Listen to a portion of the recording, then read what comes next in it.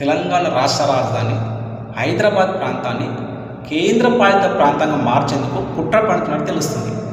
BJP పెద్దలు దీన్ని ఆలోచించినట్టు తెలుస్తుంది. ఎందుకంటే కేంద్రపాలిత ప్రాంతం చేస్తే ఈ యొక్క హైదరాబాద్ పైన పట్టు ఎవరికి ఉంటుంది? సెంట్రల్కి ఉంటుంది.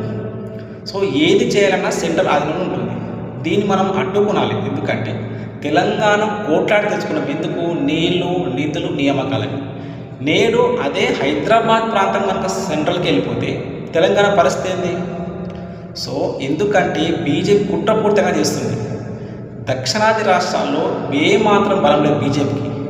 బీజేపీ ఎదగాలని చూస్తుంది. ఇక దీన్ని సెంటర్గా చేసుకొని చుట్టుపక్కల రాష్ట్రాలన్నిటికీ ప్రణాళికలు వేసి పాగవేయాలని చూస్తుంది. దీన్ని మనం అడ్డుకోనాలి. మన తెలంగాణ రాష్ట్రం ఉన్నటువంటి హైదరాబాద్ ప్రాంతాన్ని రెండో రాజధాని కూడా చేయనియద్దు. ఒకవేళ చేస్తే కూడా అది సెంట్రల్ అదనంలో పోతుంది.